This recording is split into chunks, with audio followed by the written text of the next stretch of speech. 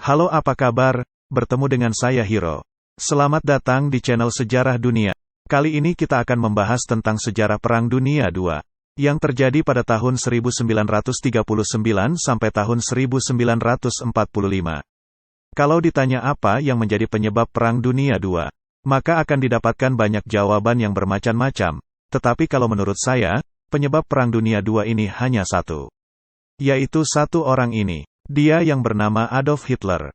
Mengapa begitu? Karena tanpa dia, bangsa Jerman tak akan bangkit dari keterpurukannya, dan mencari gara-gara di benua Eropa. Adolf Hitler menghasut rakyat Jerman, meyakinkan mereka sebagai ras umat manusia yang paling unggul dan bermimpi mendirikan negara Jerman Raya, yang akan bertahan selama 1000 tahun, dengan menginvasi negara-negara lemah di sekitar Jerman. Ketika Inggris dan sekutunya yaitu Prancis, berusaha menghentikan ambisi Hitler tersebut, maka pecahlah Perang Dunia II. Mengapa Inggris berusaha mencegah ambisi Hitler? Karena kalau Jerman menjadi negara kuat maka Jerman akan menjadi ancaman bagi perdamaian di daratan Eropa dan akan menjadi musuh yang potensial bagi Inggris. Pada intinya, politik luar negeri Inggris tidak membolehkan adanya negara yang terlalu kuat di daratan Eropa. Maka jelaslah terjadi benturan antara ambisi Hitler dan politik luar negeri Inggris. Sebelum membahas lebih lanjut, marilah kita lihat kejadian-kejadian penting yang dianggap memberikan pengaruh besar akan terjadinya Perang Dunia II. 1. Krisis di Jerman. Dimulai setelah Perang Dunia Pertama berakhir. Aliansi Jerman kalah perang, dan Jerman dianggap sebagai negara yang menyebabkan terjadinya Perang Dunia Pertama, sehingga sebagai akibatnya Jerman harus menerima Perjanjian Versailles. Jerman harus bayar ganti rugi perang, penyerahan semua koloni Jerman. Kota pelabuhan Danzig menjadi negara kota yang merdeka dan lepas dari Jerman. Pembatasan ketat jumlah tentara dan persenjataan angkatan perang Jerman. Intinya bangsa Jerman merasa dipermalukan dan negara Jerman mengalami kebangkrutan. Jerman mengalami kekacauan sampai akhirnya ketika Adolf Hitler menjadi penguasa di Jerman, dia dapat membawa kemakmuran dan stabilitas politik di Jerman. 2. Pembentukan aliansi tiga negara. Jerman, Italia dan Jepang yang disebut blok poros atau blok Aksis, dengan politik ekspansinya masing-masing. Politik ekspansi adalah perluasan wilayah suatu negara dengan menduduki, sebagian atau seluruhnya, wilayah negara lain. Di Jerman bangkit ideologi Nazi di bawah Adolf Hitler yang berjuang untuk mewujudkan bangsa Jerman menjadi bangsa yang besar dan tentu saja akan membutuhkan ruang hidup yang lebih besar pula. Di Italia timbul ideologi fasis di bawah Mussolini yang berniat mengembalikan kembali kejayaan Imperium Romawi. Di Jepang, politik luar negeri didominasi oleh sebuah klik militer, yang ingin mewujudkan kawasan kemakmuran bersama Asia Timur Raya di bawah naungan bendera Jepang. 3. Jalan menuju perang. Pada 1933, Adolf Hitler menjadi penguasa mutlak di Jerman. Dan sejak saat itu langkah-langkah politiknya akan menyeret Jerman ke kancah Perang Dunia antara lain. Hitler membangun kembali militer Jerman yang terang-terangan melanggar Perjanjian Versailles. Tetapi tidak ada tindakan nyata dari pihak Inggris dan Prancis. Pada tanggal 7 Maret tahun 1936, sekitar 20.000 tentara Jerman bergerak memasuki wilayah Rhineland, sebuah pelanggaran terhadap Perjanjian Versailles, 1919, yang melarang militer Jerman untuk memasuki wilayah Jerman yang berada di bawah perlindungan sekutu. Saat Inggris dan Prancis diam saja melihat aksinya, Hitler semakin yakin bahwa kedua negara tersebut belum siap untuk berkonfrontasi dengannya. Anschluss Maret tahun 1938. Penyatuan Jerman dan Austria. Jerman mencaplok negara Austria dengan cara halus dan gertakan militer dengan alasan penduduk Austria adalah sesama etnis Jerman. Jerman mencaplok Sudetenland 1938.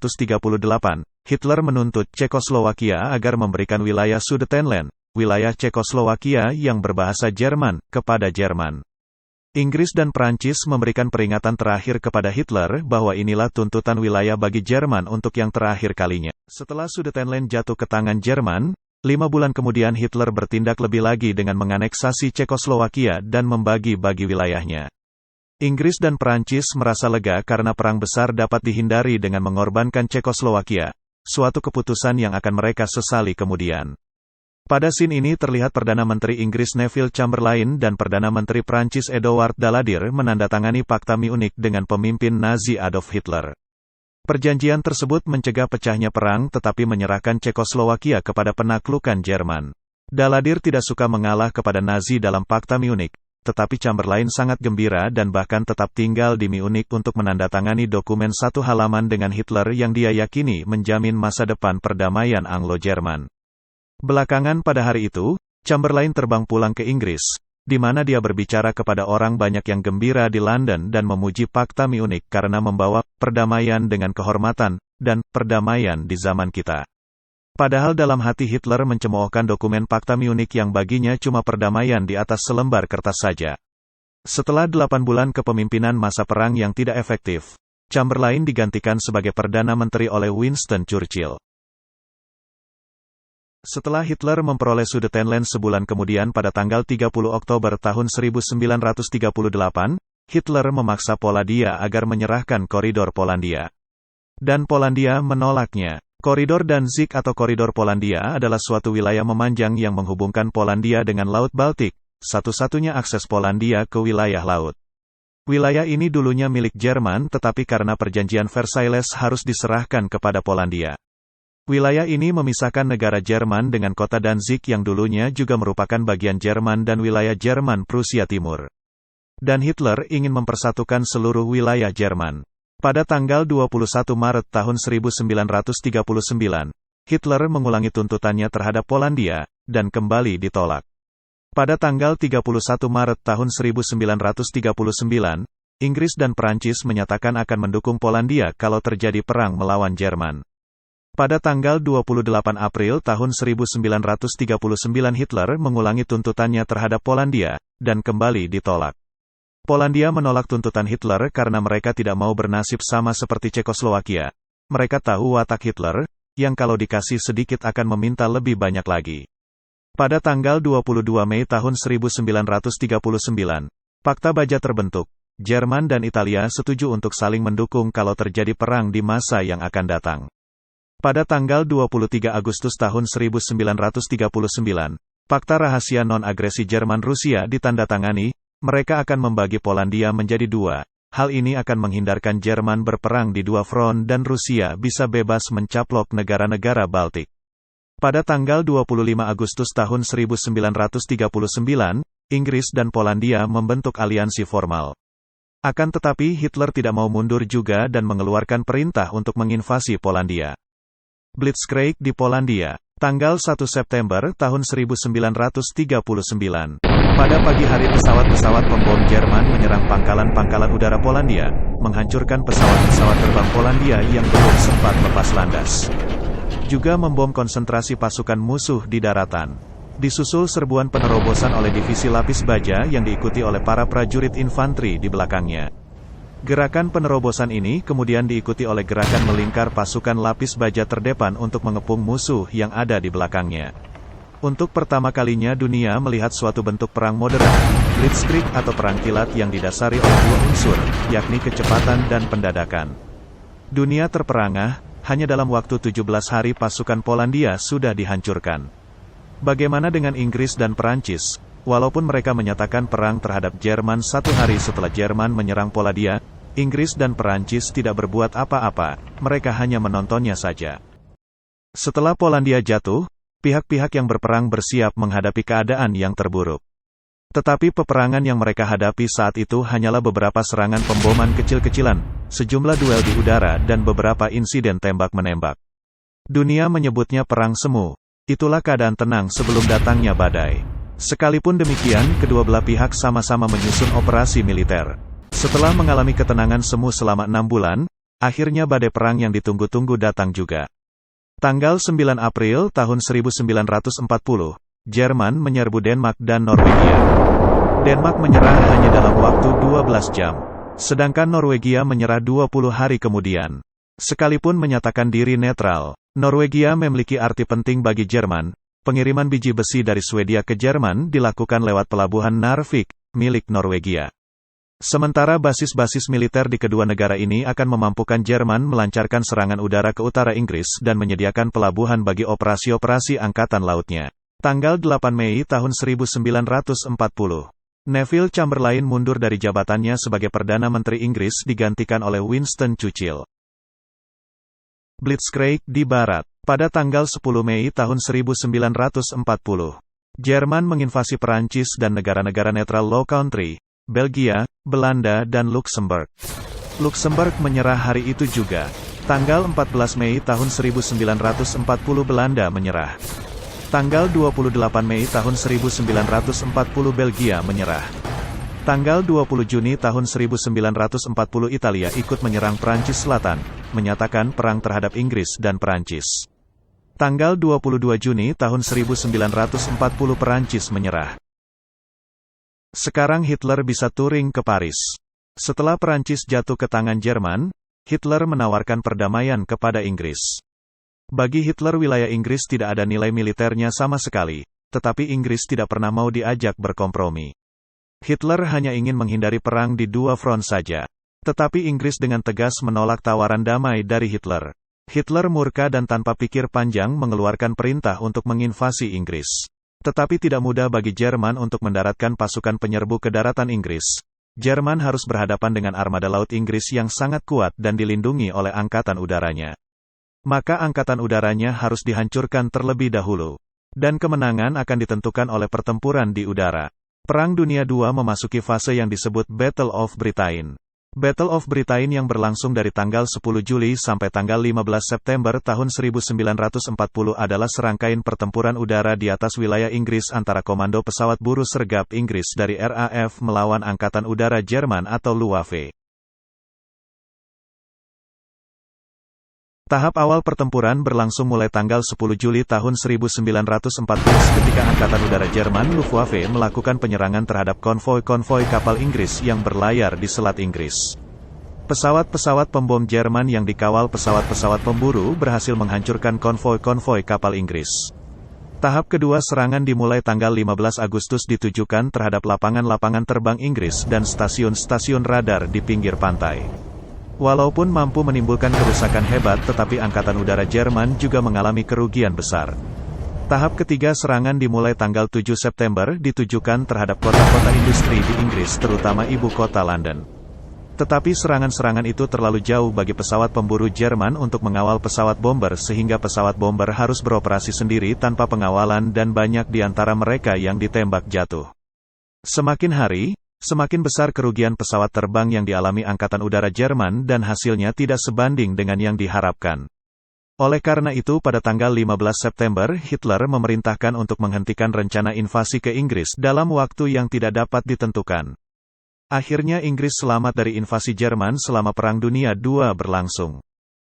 Mussolini ingin menunjukkan bahwa negara Italia bisa juga sehebat sekutunya Jerman, tanpa meminta pertimbangan Hitler. Pada tanggal 28 Oktober tahun 1940, dia memerintahkan pasukannya untuk menginvasi Yunani. Mussolini menganggap Yunani sebagai wilayah yang strategis untuk dijadikan batu loncatan untuk menguasai wilayah Timur Tengah.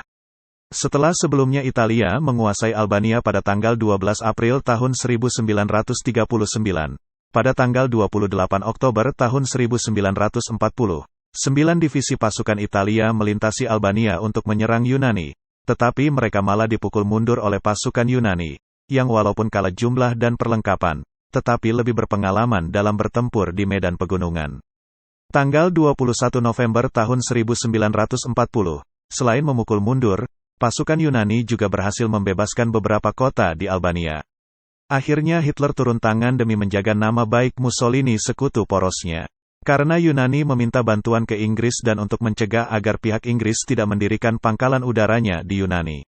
Maka Hitler memutuskan untuk melakukan invasi ke Yunani. Pada tanggal 13 Desember tahun 1940, Hitler mengirimkan pasukannya melewati Hongaria dan Rumania. Dan dari sana mereka akan menyerbu Yunani jika pasukan Inggris sudah mendarat di Yunani. Hongaria dan Rumania telah bergabung dengan Pakta Tiga Negara pada bulan November tahun 1940 dan tanggal 25 Maret tahun 1941, Hitler memaksa Yugoslavia untuk bergabung. Tetapi beberapa hari kemudian terjadi kudeta di Yugoslavia yang menentang Pakta Tiga Negara. Dan Hitler memerintahkan untuk menginvasi Yugoslavia. Pasukan poros menyerang Yugoslavia dan Yunani pada tanggal 6 April tahun 1941. Pada tanggal 17 April tahun 1941 pemerintah Yugoslavia menyerah. Yunani menyerah pada tanggal 20 April tahun 1941 dan pasukan Inggris menyeberang ke Pulau Kreta. Pada tanggal 22 Juni tahun 1941, Hitler melancarkan operasi militer ke Uni Soviet yang diberi nama Operasi Barbarossa, suatu operasi militer terbesar sepanjang sejarah umat manusia, yang melibatkan sekitar 3 juta tentara Jerman atau sekitar 80% dari semua tentara Jerman. Hitler membagi pasukan daratnya menjadi 3 grup. Grup tentara utara di bawah pimpinan Marskal Wilhelm Ritter von Lippe menyerang ke arah Leningrad. Grup tentara tengah di bawah pimpinan Marskal Fedor Bock menyerang ke arah Moskow. Grup tentara selatan di bawah pimpinan Marskal Gerd von Rundstedt menyerang ke arah Kiev. Tentara Jerman yang lebih unggul dalam persenjataan dan pengalaman mengalahkan dengan telak pasukan Uni Soviet penjaga perbatasan yang tidak siap untuk menghadapi invasi Jerman. Pasukan Jerman maju dengan kecepatan penuh ke pedalaman wilayah Rusia. Tetapi mulai bulan Juli tahun 1941, Jerman mulai kewalahan menyuplai pasukan terdepannya, sedangkan masih banyak kantong perlawanan di front yang telah dilewatinya. Bulan Agustus tahun 1941, Jerman telah kehilangan 10% tentara lapangannya yang tewas atau terhilang. Tenaga pengganti sangat lambat tibanya sehingga Jerman kekurangan prajurit di garis depan. Keadaan menjadi jelas, bahwa Uni Soviet tidak dapat dikalahkan dengan mudah. Kiev berhasil direbut. Pada akhir Agustus, pergerakan maju divisi Panzer Jerman hanya berjarak 220 mil dari ibu kota Soviet, tetapi Hitler memerintahkan walaupun diprotes para jenderalnya, agar serangan ke kota Moskow ditunda demi fokus ke Ukraina di selatan. Pada tanggal 16 September tahun 1941, tentara Jerman berhasil merebut Kiev ibu kota Ukraina dan kota terbesar ketiga di Uni Soviet. Pengepungan Leningrad. Pada tanggal 1 September tahun 1941, grup tentara utara berusaha merebut kota ini, tapi kenyataannya tidak semudah seperti yang direncanakan. Pasukan Rusia di kota ini memberikan perlawanan yang sengit. Kota Leningrad terkepung, maka dimulailah pengepungan terbesar dan paling berdarah dalam sejarah, yang menewaskan lebih dari 1 juta orang. Pengepungan yang akan berakhir setelah 900 hari. Keputusan untuk mengalihkan serangan utama ke kota Moskow membuat tentara Jerman tidak punya kekuatan yang cukup untuk merebut kota Leningrad. Operasi Typhoon. Setelah menguasai Ukraina dan mengepung Leningrad, pada tanggal 6 September tahun 1941, Hitler mengeluarkan perintah untuk menguasai Moskow. Tetapi penundaan serangan ke Moskow bulan sebelumnya, memberi Rusia waktu untuk memperkuat pertahanan ibu kota mereka dengan sekitar 1 juta tentara dan 1.000 tank T-34 baru. Setelah serangan awal yang berhasil, jalan berlumpur di musim gugur benar-benar menghentikan serangan Jerman di luar Moskow, di mana mereka bertemu dengan pertahanan Rusia yang lebih baik. Pada pertengahan November, divisi Panzer mencoba melakukan upaya terakhir untuk merebut Moskow, dan tinggal berjarak 12 mil dari kota itu. Tapi bala bantuan pasukan Rusia yang didatangkan dari Siberia berhasil membantu tentara merah memukul mundur serangan itu, menghentikan serangan Jerman untuk selamanya. Saat cuaca musim dingin yang brutal tiba, pasukan Soviet melakukan serangan balik mendadak pada awal Desember, menempatkan Jerman dalam posisi bertahan dan memaksa mereka mundur. Setelah gagal merebut Leningrad dan Moskow, pada tahun 1942, Hitler memulai ofensif musim panasnya dan target selanjutnya adalah wilayah Kaukasus dan kota Stalingrad. Kota Stalingrad sangat strategis karena dengan merebut kota tersebut akan memotong lalu lintas Rusia bagian utara dan selatan. Sedangkan wilayah Kaukasus banyak ladang tambang minyak bumi yang sangat dibutuhkan oleh mesin-mesin perang Hitler. Maka Hitler memerintahkan dijalankan operasi militer dengan kode Vollblau. Yang akan melaksanakannya adalah grup tentara darat selatan yang terdiri dari 1 juta prajurit Jerman dan 300.000 prajurit poros, Rumania, Hungaria dan Italia, yang akan dibagi menjadi 2 grup. Grup A akan bergerak ke Kaukasus dan grup B akan merebut kota Stalingrad. Pada tanggal 28 Juni tahun 1942, pasukan mulai bergerak. Satuan Darat Grup B dengan kekuatan utamanya Satuan Darat ke-6 dan Satuan Panzer ke-4 terdiri dari 170.000 prajurit, 500 tank dan 3.000 meriam. Pada pertengahan November tahun 1942 mereka sudah menguasai 90% kota Stalingrad tetapi untuk selanjutnya malah dikepung oleh tentara Soviet. Satuan Darat ke-6 dihancurkan dan menyerah kepada Rusia pada tanggal 2 Februari tahun 1943. Dan Satuan Darat Grup A yang sudah berhasil merebut ladang-ladang minyak Kaukasus, hanya mendapat ladang minyak tersebut sudah dihancurkan oleh pihak Rusia, dan ketika Satuan Darat ke-6 dihancurkan, Satuan Darat Grup A ditarik mundur kembali. Akibat pertempuran Stalingrad, Jerman kehilangan banyak prajurit terbaiknya yang mempunyai banyak pengalaman tempur. Moral tentara Soviet bangkit kembali karena berhasil menghancurkan pasukan Jerman dalam suatu operasi tempur dan penerapan strategi.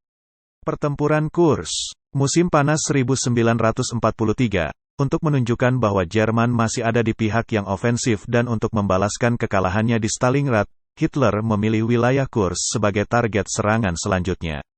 Dipilihnya Kursk, karena wilayah ini berbentuk tonjolan dan kelihatannya merupakan target yang mudah direbut dengan satu pengepungan saja.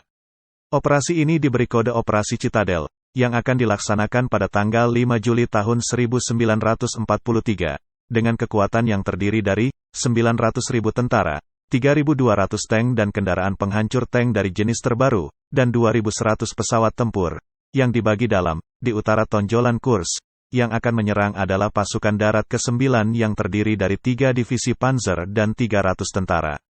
Di selatan tonjolan Kursk, yang akan menyerang adalah pasukan panzer ke-4 yang terdiri dari 3 divisi panzer dan 300.000 tentara. Di tengah akan dijaga oleh pasukan darat kedua yang terdiri dari 110.000 tentara. Tetapi pihak Rusia yang sudah mengetahui rencana ini, menyambutnya dengan mempersiapkan pertahanan yang berlapis-lapis dan juga siap memajukan mesin-mesin perangnya. Kekuatan di pihak Rusia, 2.500.000 tentara, 7.400 tank dan meriam, 3.100 pesawat tempur. Pertempuran Kursk ini merupakan pertempuran tank dan pesawat terbang yang terbesar di dalam sejarah. Tetapi karena hanya mendapat sedikit kemajuan yang tidak berarti, pada tanggal 12 Juli tahun 1943, Hitler menghentikan operasi Citadel dengan kerugian yang besar pada mesin-mesin perangnya. Akibat dua pertempuran di Stalingrad dan di Kursk ini, Hitler mengalami kerugian besar baik dalam jumlah prajurit dan tanknya sehingga untuk selanjutnya pasukan Jerman akan kesulitan dalam menghadapi serangan balasan tentara Rusia yang pergerakannya diibaratkan sebagai mesin giling, steamroller, yang sangat ditakuti prajurit Jerman, karena Rusia menyerang secara besar-besaran tanpa memperdulikan banyaknya korban jiwa yang jatuh di pihaknya sendiri. Setelah kekalahan Jerman di Kursk, sumber daya Jerman, baik pasukan dan logistik mulai menipis dan Jerman kesulitan untuk menggantikannya, dan posisi Jerman di berbagai front di Eropa akan mulai mengalami keruntuhan, semuanya hanya masalah waktu saja. Pasukan Jerman mulai mengalami jepitan dari segala front, yang dimulai dari jepitan sekutu dari arah lambung Eropa di Italia. Sedangkan di front timur, pasukan Rusia siap melakukan serangan secara besar-besaran. Di Italia pada tanggal 10 Juli tahun 1943, pasukan sekutu yang dipimpin Amerika mulai mendarat di Sisilia. Tanggal 23 Juli, Kharkov direbut Rusia dari tangan Jerman. Tanggal 25 Juli, Mussolini ditahan dan dilengsarkan dari kekuasaannya. Tanggal 3 September, pasukan sekutu mendarat di Italia. Tanggal 8 September, Italia menyerah kepada sekutu. Tanggal 10 September, Jerman menduduki Roma ibu kota Italia. Tanggal 12 September, pasukan khusus Jerman membebaskan Mussolini. Kemudian Mussolini mendeklarasikan negara boneka Jerman dengan nama Republik Sosialis di Italia Utara. Tanggal 23 September, Smolensk dibebaskan Rusia. Tanggal 6 November, Kiev dibebaskan tentara Rusia. Tanggal 13 November, Italia berganti haluan berpihak kepada sekutu. Tanggal 14 Januari tahun 1944, Leningrad dibebaskan. Tanggal 2 April tahun 1944 Rusia memasuki Rumania. Tanggal 3 Juni pasukan Jerman meninggalkan Roma. Tanggal 6 Juni tahun 1944, Operasi Overlord. Pendaratan besar-besaran pasukan sekutu di pantai Normandia, Perancis. Tanggal 22 Juni Operasi Bagration dimulai. Serangan utama Rusia terhadap semua front timur Jerman. Tanggal 4 Juli Minsk dibebaskan. 26 Juli front Belarusia ke-1 mencapai Sungai Vistula. Tanggal 25 Agustus, Paris dibebaskan. Tanggal 30 Agustus Rusia merebut ladang minyak Ploesti sumber utama minyak Jerman. Tanggal 31 Agustus, Rusia memasuki Bukares Romania. Tanggal 8 September Rusia memasuki Bulgaria. Tanggal 8 November, Belanda dibebaskan Inggris.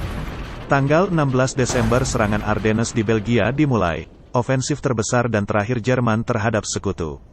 Tanggal 22 Desember, serangan Ardennes berhenti. Tanggal 13 Januari tahun 1945, Rusia menyerang Prusia Timur. Tanggal 15 Januari, Rusia menyerang Warsawa. Tanggal 20 Januari, Rusia menyeberang perbatasan Jerman-Polandia. Tanggal 31 Januari, Sekutu memasuki Ruhr. Tanggal 13 Februari tahun 1945, Budapest jatuh ke Rusia.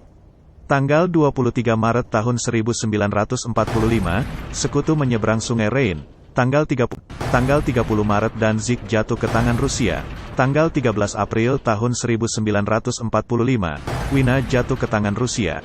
Tanggal 16 April tahun 1945, pasukan Rusia mulai memasuki Berlin. Tanggal 25 April tahun 1945, pasukan Amerika dan pasukan Rusia bertemu di Torge di Elbe. Tanggal 26 April tahun 1945, pasukan Rusia mulai memasuki pusat kota Berlin. Tanggal 28 April tahun 1945, Mussolini dieksekusi pasukan partisan Italia. Tanggal 29 April tahun 1945, pasukan Rusia merebut Reichstag, lambang supremasi Jerman. Pasukan Jerman di Italia menyerah kepada Sekutu. Tanggal 30 April tahun 1945, Adolf Hitler memutuskan bunuh diri di bunkernya. Jerman menyerah kepada Sekutu. Tanggal 7 Mei tahun 1945, Jerman menandatangani penyerahan tanpa syarat kepada Sekutu di Reims. Pihak Soviet menuntut suatu upacara penyerahan kedua di Berlin. Tanggal 8 Mei tahun 1945, acara penyerahan di Berlin.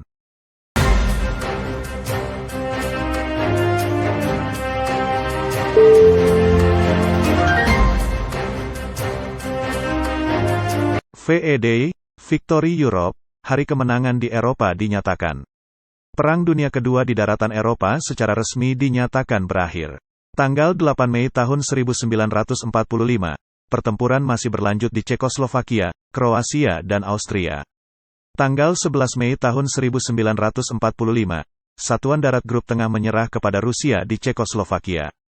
Tanggal 14 Mei tahun 1945, pasukan Jerman yang tersisa di Yugoslavia menyerah. Demikian penjelasan secara singkat, peristiwa Perang Dunia II di daratan Eropa yang berlangsung dari bulan September tahun 1939 sampai bulan Mei tahun 1945. Sekian.